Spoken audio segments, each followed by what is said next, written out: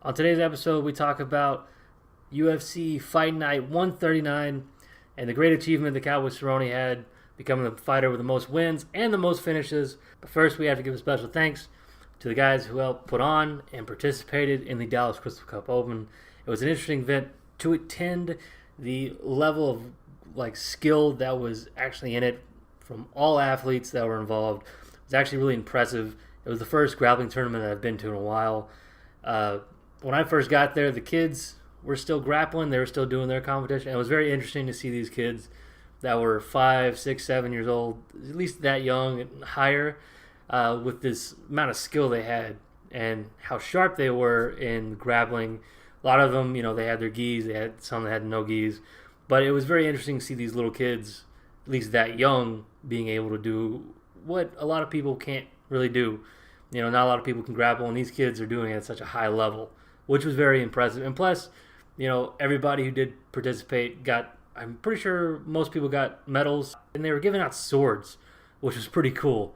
A lot of these little kids running around with swords, which I thought was kind of dangerous, but I'm pretty sure they weren't real swords. You couldn't take the sheath off. It was just the handle in the sheath. But it was really cool seeing these kids do it. As we got into it and progressed a little bit, the adults came in, and they had their weigh-ins when I was showing up, and the kids were going. So a little bit into the tournament, they started coming out and doing theirs. That's when there was a huge bump in skill level, which obviously that's what generally happens when people do it for longer, and they get a little rougher. And it was interesting to see how these guys and girls went through all the motions and going through it. Especially, there was a few people that I saw that I thought were really slick. I can't remember their names. I didn't get their names. But I thought it was pretty cool seeing all these people come out from all over the Metroplex, the different gyms, the different dojos, whatever you want to call them, came from all over DFW to go out there. And a lot of them were very impressive. I was excited to see this amount of people show up. And it was very interesting to see this small community in the DFW area that was grappling, which is something you don't see very often. It was very impressive. Thanks to the guys who put it on. It was a very professional show. I showed up to the Sportsplex where it was held.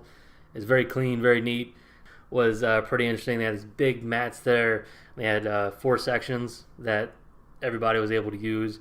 And it was really interesting to see exactly how everything went down. I thought it was very impressive, the fact that they were this professional. They had the weigh-ins, they had everything, just for something that generally is a small community to be this professional with what they put on. It was really amazing. Thanks to everybody involved to let us go. That was pretty cool. And it was very impressive. I'm excited for the next show when they come. This is an annual show, they said, so hopefully they come back next year. It was pretty cool.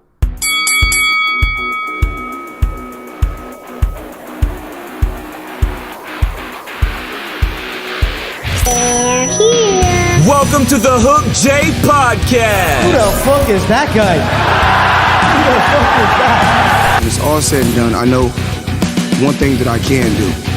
I can fight. I can give it, and I can take it. You should have left me over on that other game that I'm from, that more ruthless game where we bounce heads off the canvas and drill them into the floor. You should have left me where I was. The show starts now.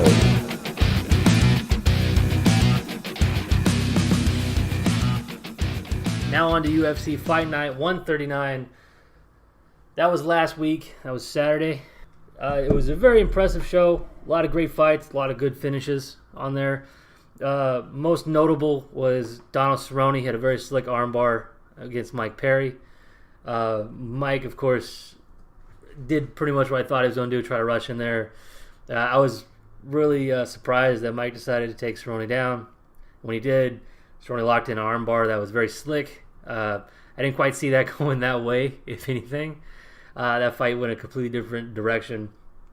Congratulations to Donald Cerrone for becoming the one with the most finishes and the most wins in UFC history, that's really exciting.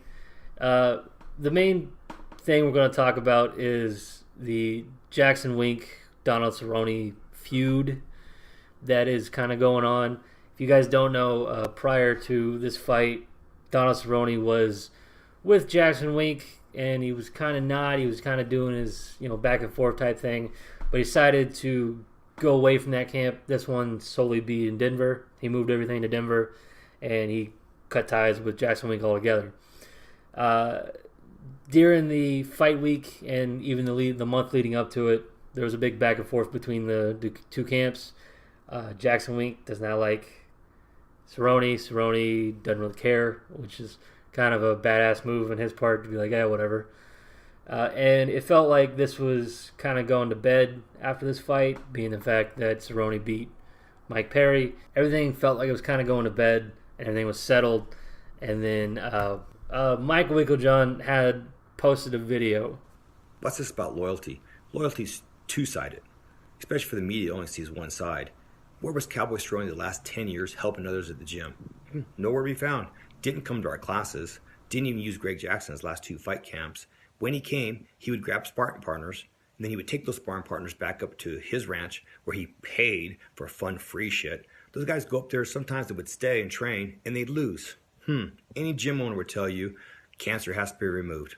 It's removed. The gym has no drama. It's a happy place. I'm a happy guy. With that being said, I really wish Mike Perry had not taken Cowboy down. Anyway, if you have fighter experience and you want to come train with the best fighters in the world and help each other, John Jones, Holly Holm, Michelle Watterson, Devin Clark, Bavon Lewis, Carlos Condit, CR, John Dotson, and so many others, you're more than welcome. If you're one of those guys that swings on Donald Cerrone's, you know what? That's weak and weird. So Mike Winkeljohn posted this, and to me, it sounded a little weird. I didn't think he did something he was supposed to do. It was definitely something that you could tell from the video was like, oh yeah, motherfucker. Like, you know, it was very rough. It sounded like he was making an excuse. Yeah. It really just came off as like, yeah, well, you're still an asshole because we're better than you. Well, you're not actually better than me. You lost. You sent your boy after me and your boy lost. So it's funny because in recent interviews, Cerrone kind of laid it on the line when it come to that camp, and he said, you know, Winkeljohn's been doing the same thing for 10 years. You know, he'd show up, you do pad work, you do this. It's set of the same motions, and he was tired of it, so he left. That's what I got out of the interviews, he said. And I mean, you can't fault a fighter for moving on. Right. I mean, they got to do what's best for them and their business, their brand. Yeah, and Cerrone's one of the people that does what's best for him. You know, he moved. You know, he has his like BMF ranch. He has one out in Denver. He's got his own. He's doing what's best for him now, which is very interesting, and you know, it's great for him. And I see how it is.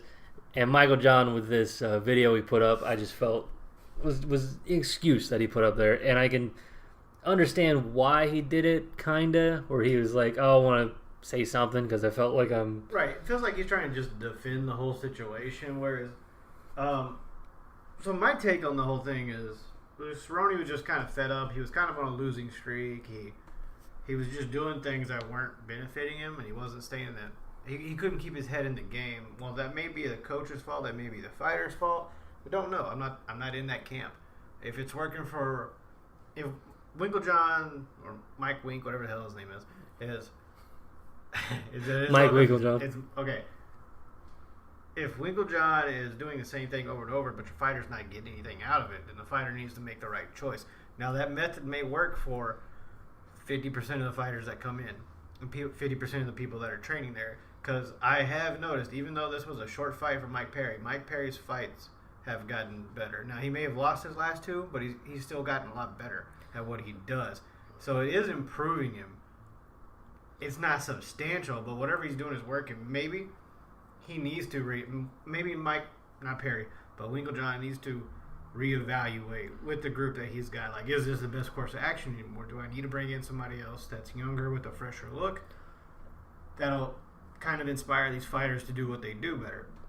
Through the course of Jackson Wink, which is the gym, there's been a lot of great fighters that come through there. You know, you got John Jones, you got Holly Holmes. I think BJ Penn was there for a little bit. Donald Cerrone. You know, you can name quite a few that's been there. Diego Sanchez, Michelle Watterson. They've been there for a while. However, if you look at recent fights that came out of the gym, as far as in the UFC goes, because I'm not too sure about everybody who's there and who's actively fighting out of there, it seems like it's declined a little bit. Maybe it's the atmosphere, maybe it's the training, maybe it's something like that. So yeah, maybe I can see how it would feel like you need to defend your gym, especially at that point. Especially if you put that much interest in it, being the fact your name's on it. Yeah, if somebody's calling shit on your business practice and you kind of want to defend yourself, but to call someone a cancer in the gym, unless you had like physical proof that this dude was just ruining everybody, then you can't really call him cancer. Yeah, maybe especially since they're complaining that he never comes in to help. How is he a cancer if he's never there to help anybody? How is he? Yeah. How is he making so many problems for people if he's not there? Which is exactly what they're claiming. Which I don't know. I mean, maybe he was never there. Maybe he did get tired of the same dumb shit every day and went to do his own thing. And that means they could do whatever they want, and say whatever they want because he's not there. So it's interesting to see how this is going to unfold. I think they're probably going to throw another, down the line, they'll put another Winklejohn guy against him. So I say he's going back to 155. I'm not sure if they have anybody in the gym in that point. But I don't know. It seems like a weird move I understand why you're defending your gym like that, but I don't know if that was the right move, Winklejohn, But then again, I'm not a coach. I'm not a fighter. I don't know what's best for a coach or a fighter. So, from Cerrone's perspective, is the quality of work has. So from Cerrone's perspective, the quality of work ethic and work output has really diminished over the years, especially once Greg Jackson took a step back. So if you listen to the podcast, or Joe Rogan's podcast with Cerrone goes into a lot of detail, especially about his feelings, especially once he's about 4 beers in, man. He just gets a little... There's some points in that one that I was like, all right, Cerrone, maybe we need to dial it back a notch, but... Just a little bit. Yeah. He laid into some personal stuff in there. He's always fun to listen to on that show. He spoke his opinion. Now, you can't fault somebody for speaking their opinion. You can defend yourself, but if it's a valid point in their eyes, there's really no defending it. Well, I always felt Cerrone in any interview that he's done, kind of lays it on the line. He doesn't really cover it up. He doesn't. Every now and then he makes himself look like an asshole. He said some stuff that you're like, yeah, it's kind of stupid, but when it comes to telling the truth about different things, or like what perspired, he's kind of been fairly clear on different happenings like that. And I think what he said during the interview was pretty interesting to see. Was doing the same pad work, doing this, that, and he put it online, and I don't think Winklejohn liked that at all. And I'm pretty sure that caused a lot of friction in between. This point was probably like, I'm gonna go look for something else. That's probably one of them.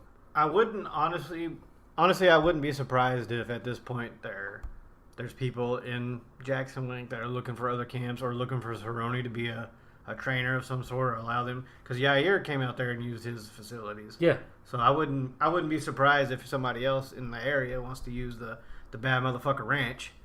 Yeah, I wouldn't be surprised at all. purposes. It's I think as far as a fighter, Cerrone's obviously he's a future Hall of Famer. He's got the most wins in the UFC history, most finishes. Yeah, and only other people that have that anywhere near that record have already retired. So. Yeah, so he can only go up from here, and he's a future Hall of Famer, and he keeps progressing, not just in fighting but in life. He's got his fight promotion up there. He's acting. He's doing a bunch of other stuff, and I'm sure he said before he's got the ranch. He's got different things like that. He's bringing people in, so I imagine he'll probably have a lot of people be like, hey, what about another option besides just Winklejohn? Right. Or Jackson Wink or whatever it is. Right. So let's cut to the end of the fight when he lays on this. Okay, let's actually go to the beginning of this fight, because this fight did not last but like a minute, 2 minutes at most. Well, the whole fight is a highlight reel. Yeah. You can. It's not very long. Perry did a smart thing. He didn't engage him very much, but when he did engage him, he was swinging like John Wayne, man. Them things were coming from downtown to the stratosphere. Well, I think he clipped Cerrone with one of them and kind of made him, whoa, okay, I'm definitely going to engage the ground game or the grappling. I think it was a combination of poor planning and maybe poor observation on Perry's part.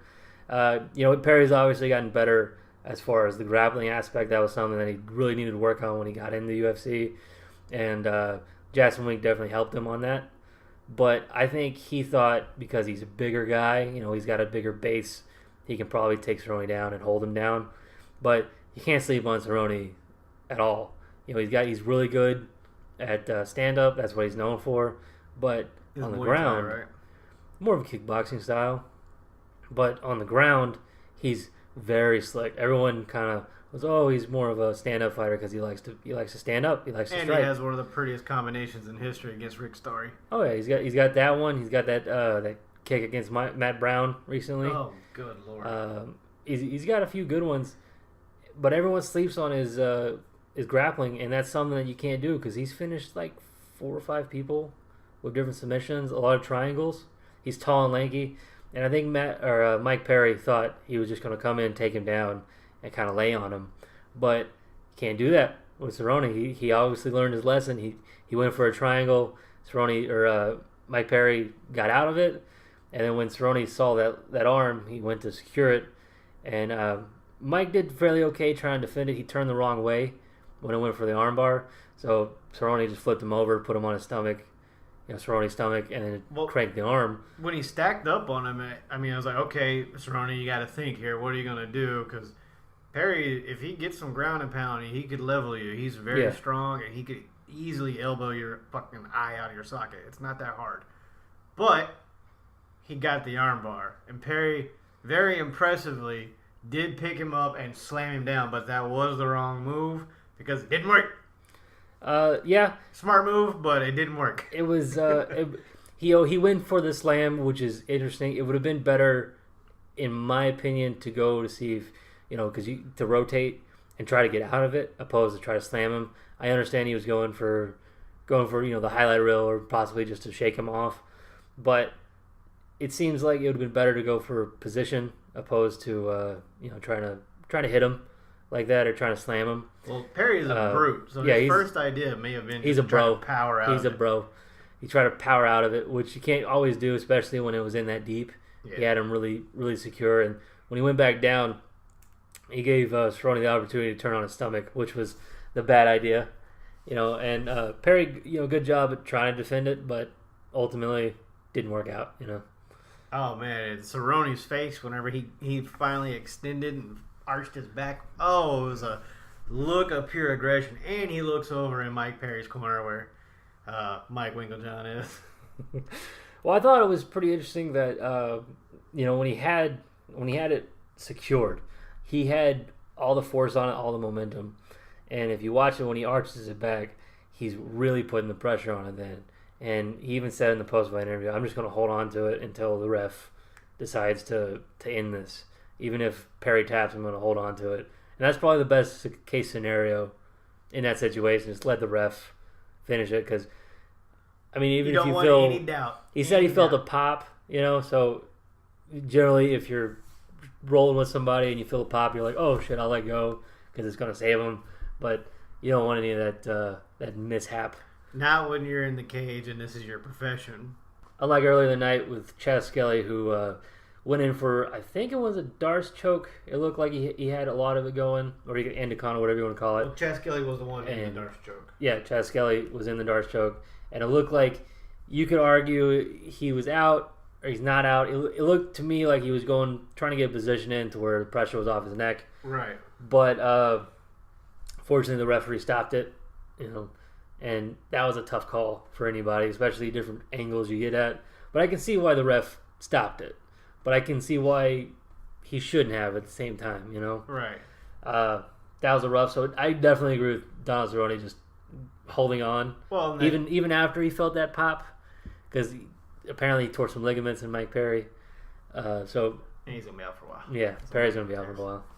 Well, the thing with the Chaz Skelly and Bobby Moffitt one was, after it, this is the first time they've actually used the replay, I believe, too, isn't it?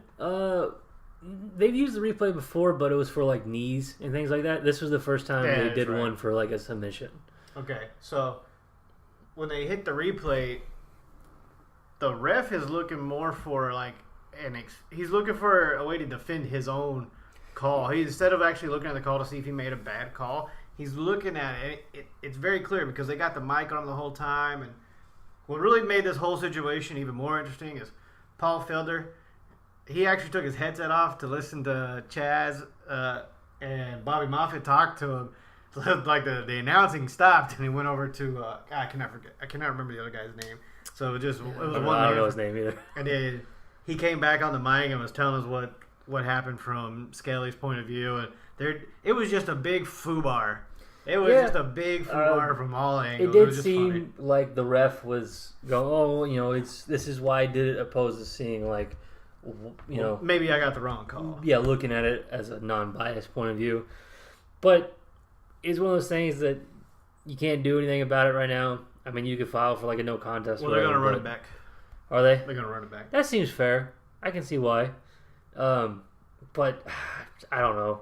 That'd be rough, especially as a ref from now, because people are going to look at that being the fact that's like your last fight you called or close to the last fight you called, and you're only good as the last thing you did in any profession. Yep. So that's going to be rough to see how that one goes out for that guy. But that was an interesting fight in the night that definitely should show you that, be aware if you're on the ground, if someone has you in submission, make it look at least like you're doing something, because something bad like that could happen. But it also is like, well, if you're putting in somebody in submission, put that shit on there. Don't give them an option. You're trying to finish. And the look on Perry's face afterwards, after he tapped, was like, God damn it, he got me. That did not go as planned. No, he's been very nice about it on Twitter and social media afterwards. Even though Perry, I like Perry because he promotes himself pretty well. He talks so much shit, but it's not like malicious shit. He just does that. I'm gonna come and get you. We're gonna fight. Perry's been very good in defeat. His last couple fights, if he's lost, he hasn't been like, oh, this is bullshit. He's been very much like, well, that's just the name of the game, and move on. Plus, it's kind of entertaining. Do you follow him on Twitter? Yeah, he's hilarious. All that promo he cut like that the week one was before. a little awkward, but and like some of the stuff that he talks about on different interviews, you're like, all right, I can see how he's an entertaining dude to hang around with, and I can see how his personality comes out. So he's fun to watch. But yeah, it was interesting to see that. I don't think they'd run it back after this or anything. So how about that celebration at the end? Cowboy gets the win, gets the most UFC victories in history, gets the most... what the hell was the other one he had? Finishes. Yeah. Cowboy gets the most victories in UFC history, gets the most finishes in history, and then to celebrate it and top it off, he brings his son, Jackson Danger Cerrone, into the ring. I love his middle name. Yeah. He's got his earmuffs on, and one of the comments I saw on Twitter is like, you don't get belts anymore, you get kids instead of trophies. So that was pretty funny. And Cowboy is always a pretty good class act, even whenever he's in his press releases or his pressers that they do before and after. So it was just fun to see all that happening. And then we get to the last fight of the night, UFC 25-year anniversary. It was just it was a barn burner, to be honest, but this guy has fought hard. It was a good back and forth. I definitely thought the Korean Zombie was winning. Yeah, he was definitely winning. Even whenever they put the scorecards out, he was winning.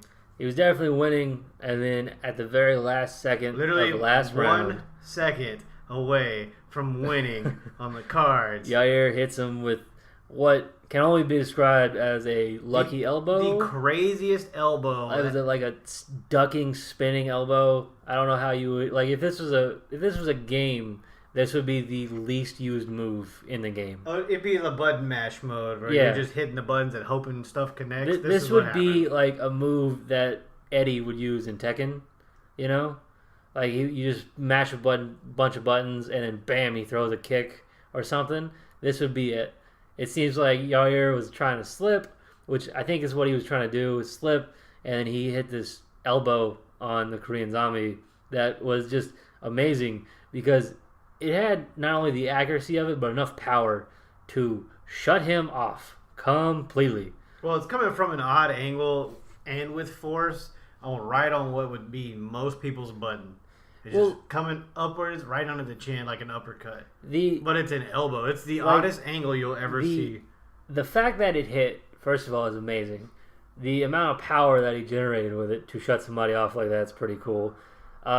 Just the luck of Korean Zombie being there, and just his chin being in the way, which he could have went like a millisecond to the left, to the right, forward or back, and be completely out of the way. It was just square, which was amazing. This happens to be the latest finish in UFC history outside of Mighty Mouse's. Mighty Mouse was at 459 too, so there's only 2 people who've ever done it. Yeah, Mighty Mouse got one at the end of the last round at 459 too. No, that's And cool. Yair Rodriguez, well, his was a submission. So Yair's got the latest knockout. The previous knockout was, I think, the last round, and there was like 4 minutes left. What would it have been, Derek Lewis? I don't think so. Because he had it the last round. That was like a minute left, less than a minute left. It was pretty close. Yeah. I think it was into the. I think we're talking about the division. I have to look it up. Okay. But I remember seeing it. We can cut that part out. But he does have the latest stoppage from a knockout.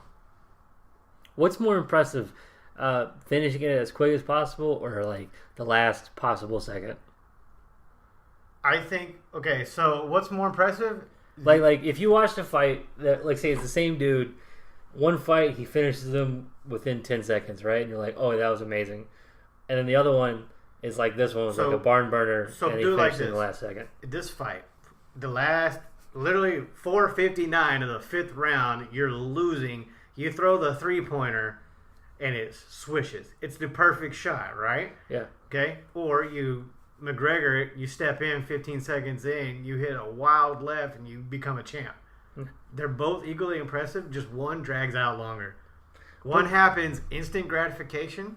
The other one is you're the underdog. So it depends on what your personal like is. Me, I like the underdog, but I don't like Yair. So I would prefer something that like happened with Conor when he got the belt from Aldo. I think it would also, I think it also comes down to who's fighting too, and certain circumstances with that. But it's kind of interesting to see how that goes between the two. And it was pretty. And all in all, it was a great fight night to watch. It was a good card between everybody that was involved. Definitely worth watch the highlight reels. That was pretty amazing. It was a good card, good highlights. Definitely worth the watch. Before we get out of here, I have to say something about the North American Grappling Association. They're having their World Jiu-Jitsu Grappling Championship December 8th and 9th over in North Richland Hills, which is like right in the middle of DFW. It's a 2-day event. 13 and under competes Saturday. Adults and teens will compete Sunday. There's over 400 gi and no gi divisions. That's a lot of damn divisions. All right. Places for everybody. All competitors will receive a free t-shirt or backpack, samurai swords, custom medals, championship belt will be awarded. I've seen the belt. It's on the poster. It's pretty cool. It's pretty big too. You can like brag to your friends about it. Like, hey, I won this belt. You didn't. I'm better than you.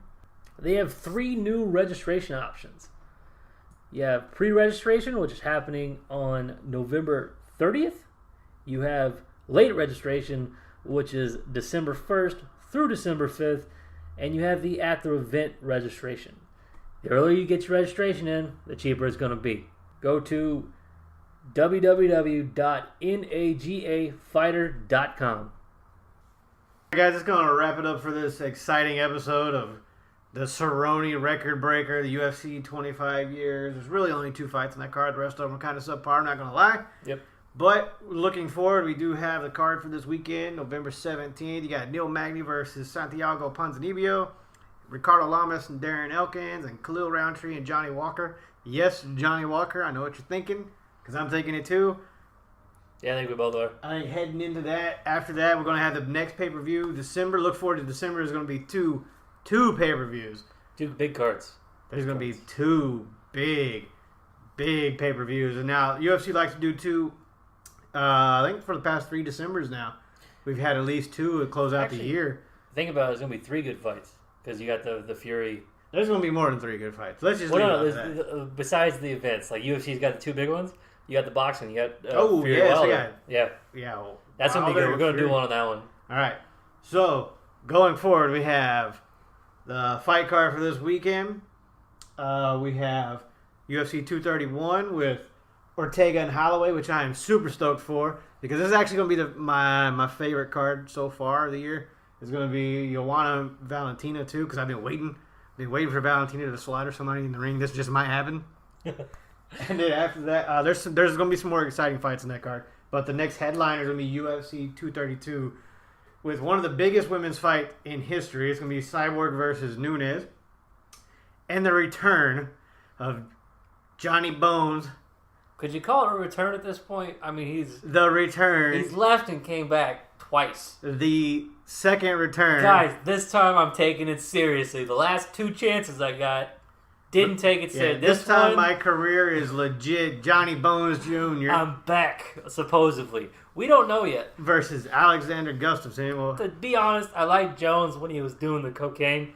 Like before the whole DC, like that whole clusterfuck there. era happened. Yeah. Like prior to him hitting the pregnant lady and driving it off, allegedly. I don't know. No, he hit her technically. We know that part. It's not alleged. Yeah. But prior to that, where he was doing the cocaine and all that, it was great. Other than that, we do have the Wilder Fury fight coming up out of the US, out of MMA, just in boxing in general. That's going to be great. Probably boxing's biggest fight for the past few months, other than Mexican versus the other guy. Mexican versus Forget his fucking Mexican. name. No, Russian. Gennady Golovkin, Triple G versus what the hell is his name? Canelo. There we go. So we got the Tyson Fury fight and Anthony Wilder. Deontay Wilder. Man, well, I'm getting him mixed Anthony up with Joshua. Johnson. Yeah, that's Joshua. Joshua. Dude, I really got to follow boxing one. But keep it. We'll talk about that later. You spin this one because I fucked that all up. We got UFC 231 coming up, then 232, because that's how numbers work. We also have the Deontay Wilder Tyson Fury fight coming up. That's going to be cool. We'll do one about that. And then we have the North American Grappling Association. And we're done. That's it. That's all for today. Justin, you got anything else to say?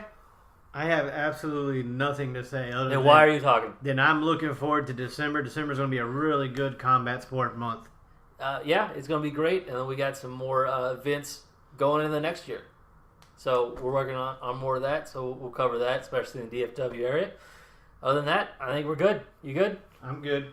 Bye. Later. Check link below, guys. Thank you for listening to the Hook J Podcast. Hope you enjoyed today's show. See you next episode. Sometimes you've got to do what's right for you and not do what's right for everybody else.